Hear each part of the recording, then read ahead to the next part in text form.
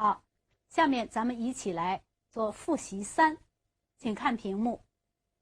在屏幕上我们看到我会读，这里边出现的韵母啊，都是形相似，音不同，咱们呢要好好区别。看第一组，耶 a， 第二组 u v。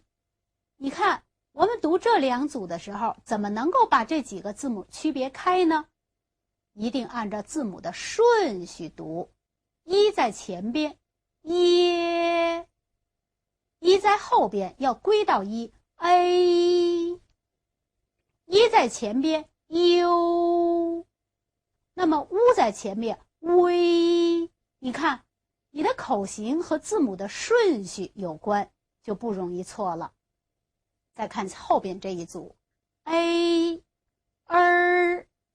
你感觉到了吧？读 a， 舌面是平的，舌面是卷起来的。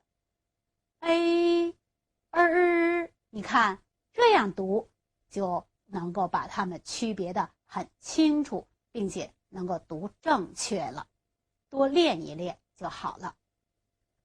接下来看我会连，图上的小动物啊，还有一些植物，或者是我们看的小桥啊等等的，那你看一看中间的音节，肯定和它能够有连起来的。比如说看到了乌龟，乌龟在这里，乌龟龟，你试一试连一连。哎，袋鼠在这里呢，这是什么？鸵鸟，非常好。梅花，柳树，最后小桥，你连对了吗？接着我们继续看，我会认。这些词语啊，都是咱们在前边学过的，有的呢是整体出现的词语，有的呢是单个出现的字，然后呢把它放在一起就成了词语。我们读一读：爸爸、妈妈、哥哥、弟弟，轻声要读好。小鸡、小鱼、河马、水牛，注意把第2个字读好。小鸡、小鱼、河马、水牛。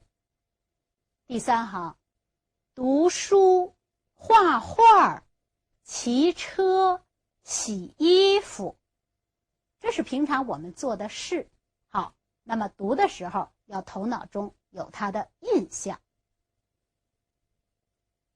下边一道题是读读、拼拼，拼一拼，用什么拼呢？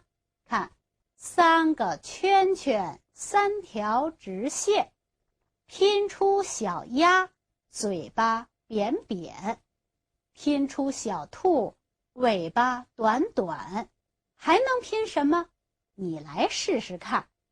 你看，这里有不同形状的3个圈圈，还有呢长长短短的3条直线，那么可以拼什么呢？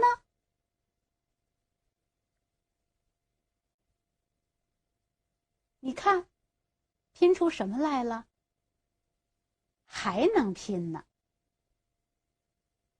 你看，又拼出什么来了？哎，拼出这么多有趣的小动物呢。你说它像不像？还真有点像。小鸡、小鸭、小兔，你还可以拼吗？试一试，画一画，动手做一做，看看你自己能够拼出什么来呢？好了，那么这个复习呢，我们就说到这里。